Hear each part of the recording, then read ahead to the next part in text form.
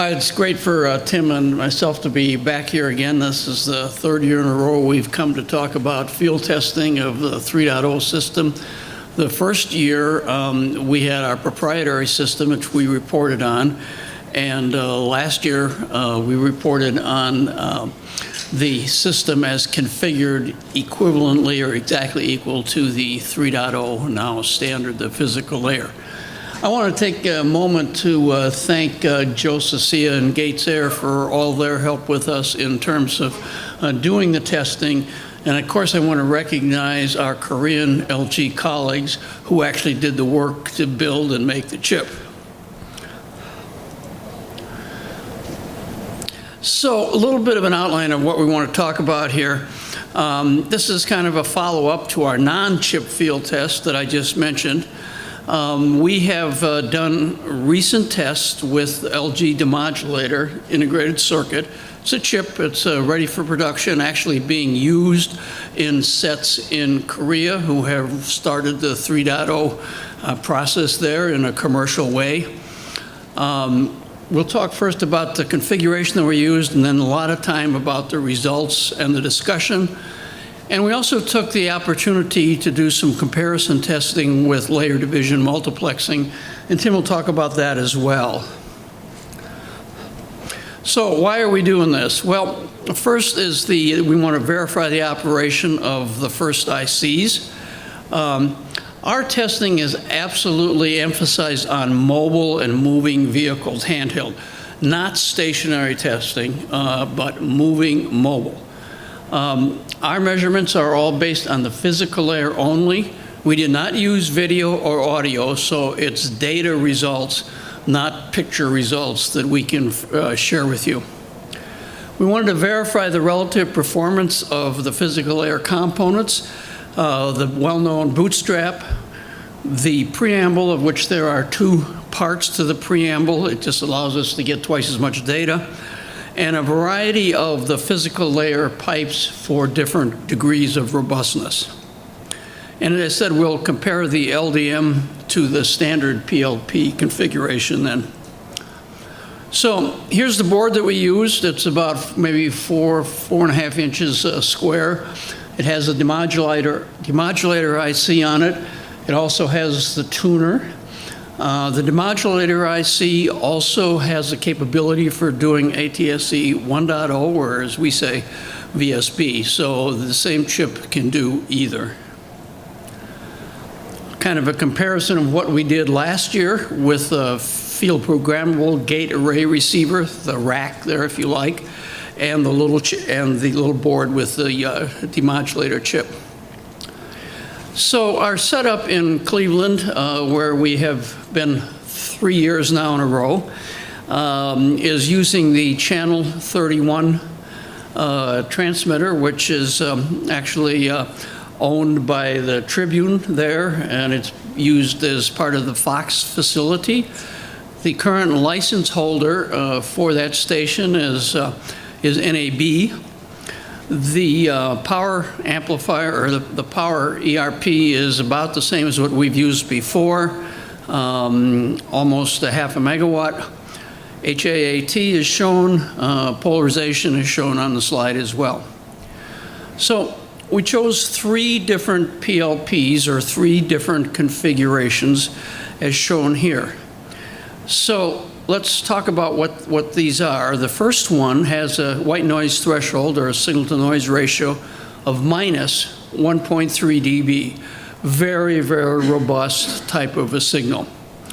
The second one, PLP1, has a white noise threshold of 3.3 dB, and that was chosen as something comparable to mobile handheld that we tested roughly at the same time to make a comparison to the system that was used in the mobile handheld era of ATSC 1.0. And the third PLP2 is set up to have the comparable signal to noise to ATSC 1.0, namely about 14 dB signal to noise. So the configurations we were comparing it with in 1.0 are shown on the bottom of the slide. and you can see that those two configurations roughly match PLP1 and PLP2. The transmission facilities are in Cleveland. There's two exciters there, 3.0 exciter and the conventional VSB exciter. These are the facilities of Fox. Fox uses that station there in Cleveland. Picture of the antenna. And here's what we call our mobile lab, really a test vehicle that we have used a number of times in the past. It has a little whip antenna on the top. And on the inside, of course, we had 3 receivers going simultaneously. And it's kind of shows you what this looks like inside that van. So with that, I'm going to introduce Tim, and Tim's going to tell you about all the hard work he did there. I just kind of supervised it. He did the work. Thank you, Wayne. So this is a block diagram of the equipment we had in the van. We basically had an antenna, goes to a bandpass filter, adjustable attenuator, a gain block, and then we split it up to the 3 receivers so we could monitor each one of the 3 PLPs at the same time. So we collected data on the performance of each mode at exactly the same time. We picked routes that went up to 60 miles away from the transmitter. At that point, you've lost your signal. The terrain in Cleveland or Ohio is not flat like it is in Chicagoland, so you've got ravines and mountainous areas that block the signal. So once you get 60 miles out, you can completely obliterate the signal, and that was important for part of our testing. We had 3 PLPs running, and we took thousands of data points on each PLP. So we had 1 receiver picking up each PLP, and we took 23,000 data points at about once per second. We also took data on the bootstrap and L1B and L1D. This way, we can do comparison on the performance of each piece of the transmission system. Since they're all configured differently or can be configured differently for different thresholds, we wanted to make sure that the chip is performing differently for each piece. And then we did 6,000 data points with an LDM configuration, so we can make comparisons directly to how well that was performing versus a non-LDM configuration. Now, as Wayne mentioned, we had MH from VSB set up, so we can do comparison to 3.0 and the MH configuration, which is basically the same threshold. And we took several thousand data points for that. What we would do is we'd travel a route away from the transmitter measuring 3.0 signals, and then we'd turn around, put on the transmitter for 1.0 signals, and measure that on the way back. So you've got the same day data along the same route for these comparisons. And this is the routes that we took. So basically, from the transmitter here down to this point, you're a good 60 miles out from the transmitter.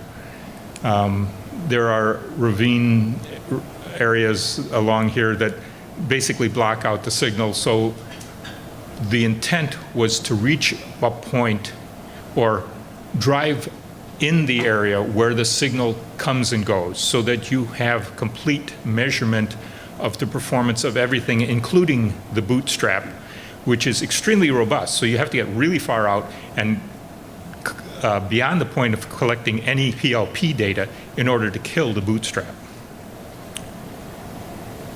So the bootstrap is the most robust part of the signal. Its threshold is somewhere below minus 10 dBm, or 10 dB white noise threshold.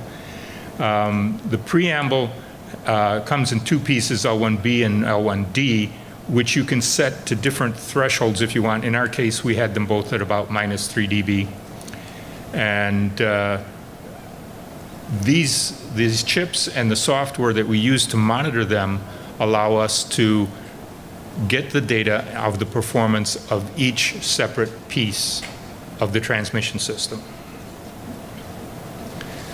So our results show the bootstrap is the most robust. Notice there's a good 5% of the coverage area that we did not get bootstrap data. And that was by design so that we can measure how much down the preamble and the other parts are from the bootstrap. If we had bootstrap reception all of the time, this would be the 100% point, and you wouldn't know how much better it was than the others.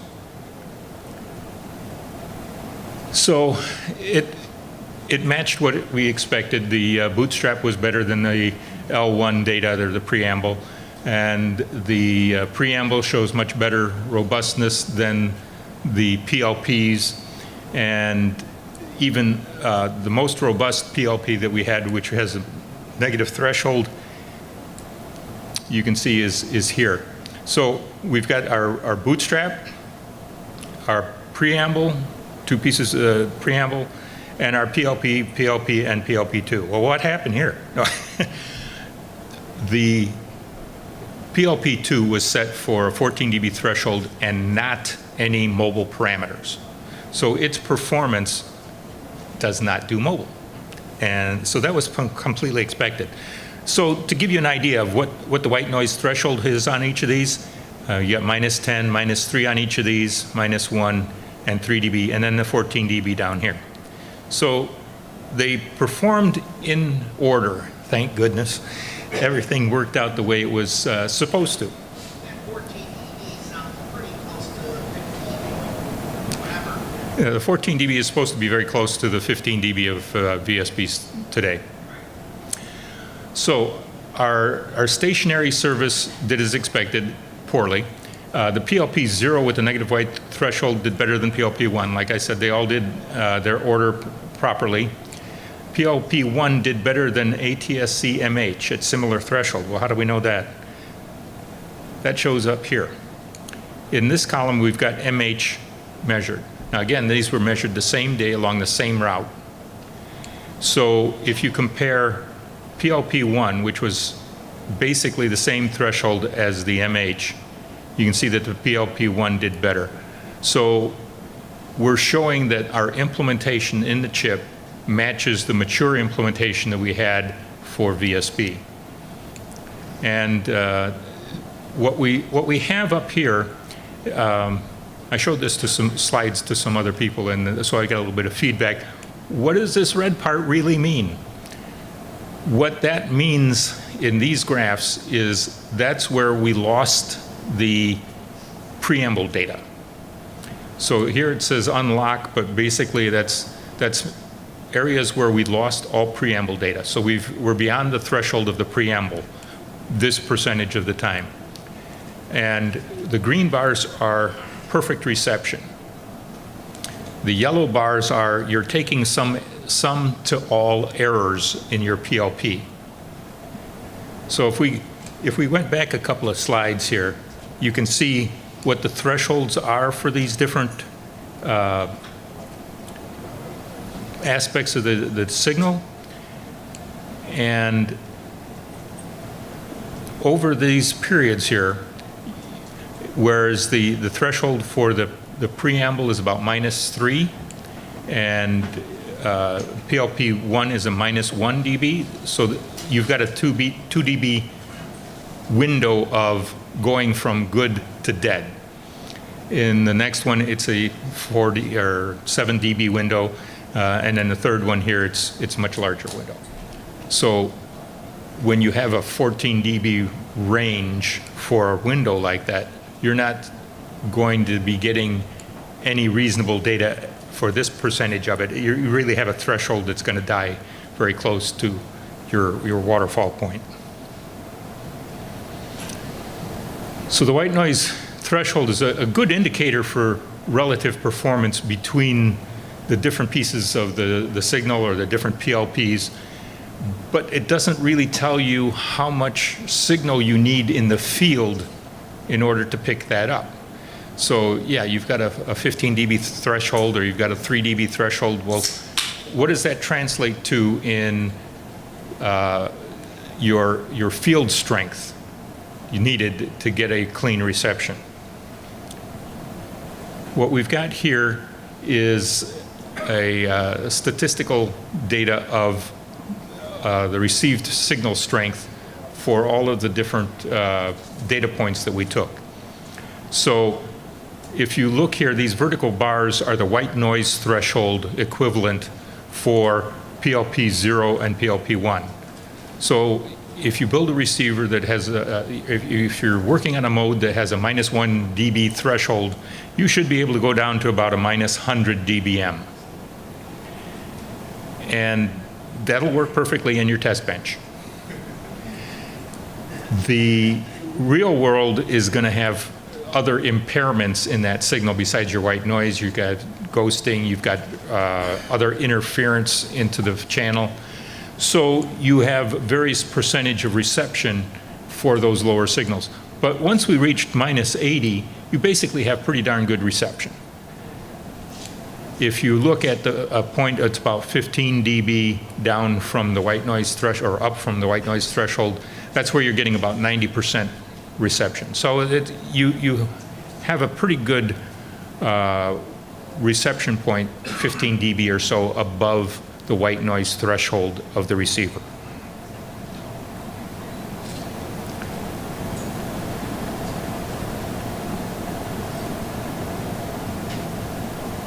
So these chips also do reporting for VSB on a per second basis. In the past, we couldn't measure VSB in a mobile mode.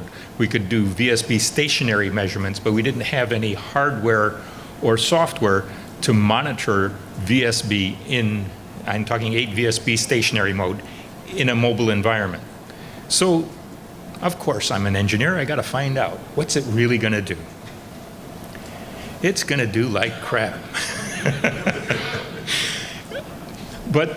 But this tells us a lot more information than we ever had before. It tells us that we didn't have lock. So the biggest problem with getting any kind of reception with VSB is that frame sync. It's just not robust enough to give you the information and to synchronize a whole frame of data. It's nice for stationary, it works really good on a signal that doesn't change, but once it starts changing, you lose that sync, and then you've got nothing to recover. But once you do have sync, it's not a whole lot worse than COFDM. Again, it all depends on how you set up the mode for COFDM. So we also went out and we wanted to measure LDM, because I keep hearing all these things about LDM's better, it works better. We heard a paper just yesterday, LDM worked better than TDM. So I went to prove it. We set up the system, it's the same transmitter, same height. We had a PLP 0 and a core layer that has a threshold of about 3.1. We had a PLP in the enhanced layer with the same threshold, but I ended up not using that, because once I started doing the measurements, I recognized that there is no way for an enhanced layer to do better than the core layer, because you've got to recover the core layer, remove it from the signal to get to the enhanced layer. So your enhanced layer reception will always be worse or equal to your core layer. You can set up parameters to do it the other way around, but it's really, really inefficient to do that. So in any kind of reasonable implementation, you're removing your core layer first. So since these are the same parameters that I used in the previous 3 PLP configuration, I used that data for our comparison. I also measured, used the ATSC1 MH data for comparison. And we ended up with about 6,000 data points for the LDM study. So these were all the routes we did for the previous non-LDM 3 PLP configuration. And these are the areas that we went and did the comparison for the LDM data. So comparing the two pieces of data, we have the core layer LDM versus the single layer, same configuration. Can anybody tell me the difference between those two? None. LDM and TDM work identically when set up for the same threshold, as far as the physical layer is concerned. Now, efficiency of data bandwidth and all that, that's a different issue. But this is basically saying if you set your LDM threshold the same way you would set it up for an enhanced layer or a single layer configuration, TDM, you're going to get the same performance. There's no magic to LDM getting better performance, okay? And we verified that. So you get the same performance for single layer threshold as LDM, but LDM has a hidden feature.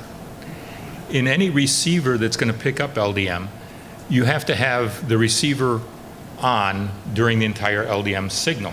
The core layer has to be received. And since it's typically a lower threshold with a lower data rate, it's a longer transmission time.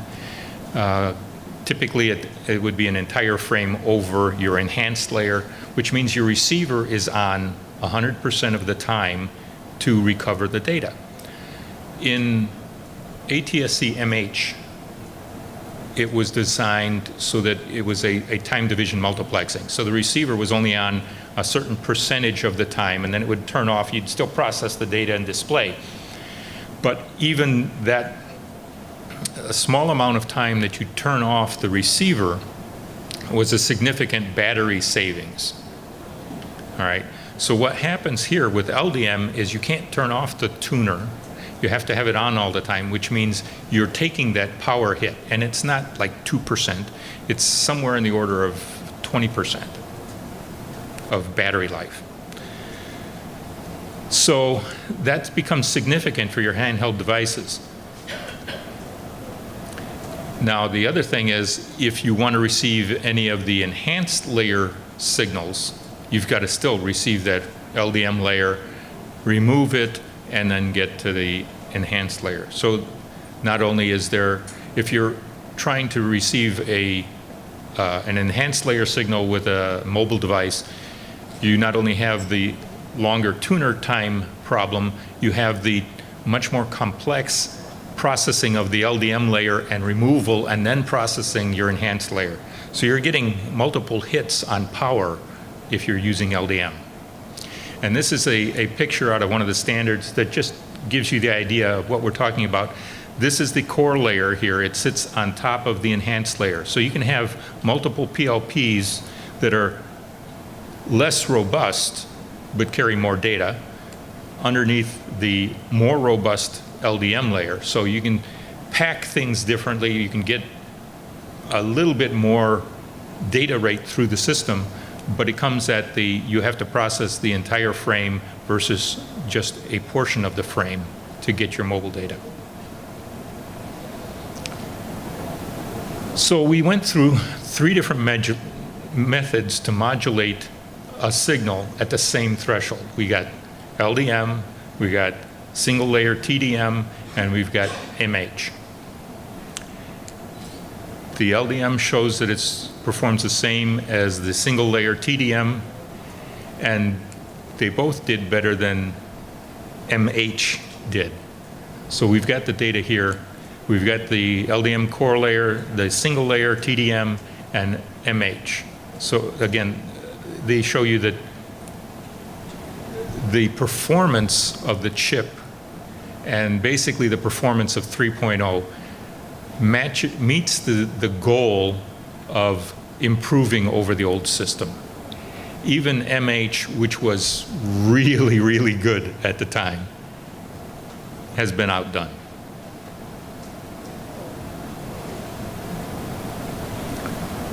So our conclusions are the chip implementation lives up to what it's expected to do. It supports stationary modes. It supports mobile modes. It supports LDM. And it even gives us information on Legacy 1.0. And reception there works just fine. The relative performance for The various pieces of the system has been confirmed. We did the bootstrap, the preamble, and the PLPs follow in order of threshold. And there's no deficiency in the implementation compared to ATSC 1.0. It's a good thing, too. It's a lot of work. We didn't want to have to do that again. Mobile reception versus signal strength shows that there's a 15 dB or so hit. If you're trying to do your coverage plot and you want to find out, okay, where am I going to be able to get my mobile signal? Well, you need about 15 dB more than the white noise threshold equivalent of that receiver to get your reception. And the core layer and enhanced layer show the same performance if you set for the same threshold. And the LDM requires more power in the receiver. And that's our point. Thank you. Are there any questions? Do we have time for a couple? Yes. Okay. Yeah. Thank you for the interesting presentation. I'm Songy Paparamethri. I'm one of the inventors of LDM. I have a very minor comment to you. Can you go back to the page 25?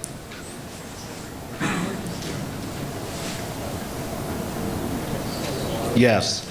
For the LDM configuration, you are using the core layer PLP0, the 3.1 dB white noise, and PLP1 enhanced layer was the same white noise threshold. I think you may misunderstanding about the benefit of LDM.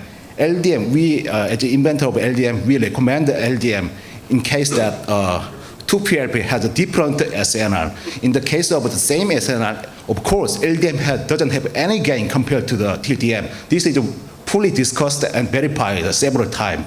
But the two PLP had different SNR, different QoS. LDM had a significant gain. My colleague Bomi yesterday presented, in the case of the two PLP different SNR, we showed around 30 dB to the maximum 9 dB performance gain. We have tested it several times, but not just by Atri. We have tested the Korean broadcasters together. They all agree this result. But your result quite strange to me because your two PLP has the same SNR. Again, my point is that two PLP has the same SNR.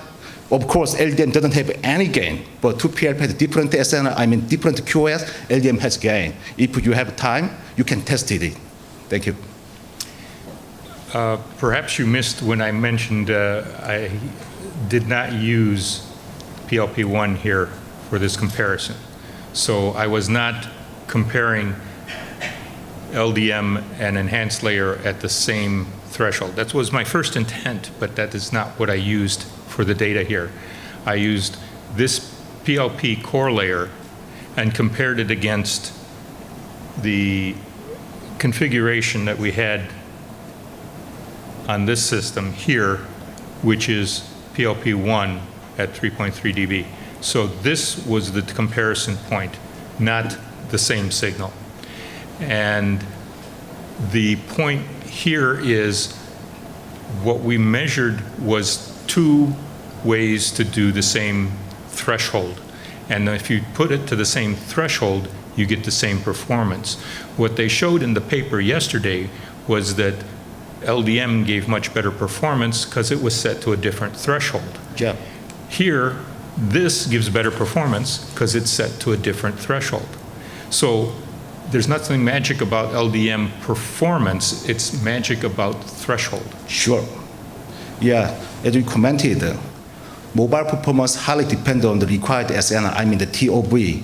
TOV is the same, performance same. Yes. Yeah, but if you consider the two PLP, different SNR, LDM had total gain, in terms of total gain, LDM has much significant gain. This is my point. Sure, you better threshold, better gain. Better threshold, better gain. TDM or LDM. I'm just going to go back and ask a simple question. Okay, you have an antenna that's at 236 meters. That's about 750 feet, if my math is close.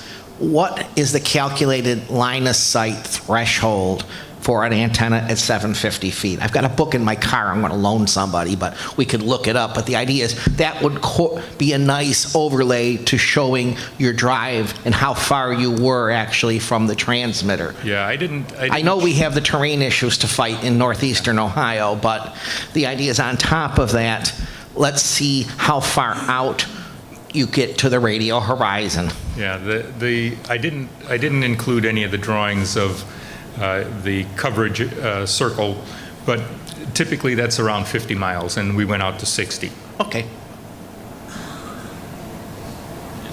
Just one quick question about the, the configuration.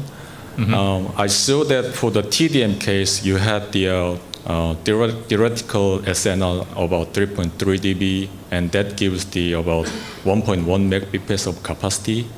And then you want to compare with the LDM that has the same SNR about 3.1 dB, but you have to see that given the same SNR, what's the capacity difference? What? What's the Capacity? difference of capacity? So in your configuration of a PLP0 over LDM, my rough calculation will be the capacity will be more than 5 megabits given the 6 megahertz bandwidth. So that will be the gain of LDM. Given the same SNR, LDM will give you the more capacity. You do get a gain in capacity, total capacity for the system when you use LDM. Or if you say the capacity is equivalent, you get a slight signal-to-noise improvement. So that's why I said this hasn't to do with efficiency of the system. This has to do with threshold performance.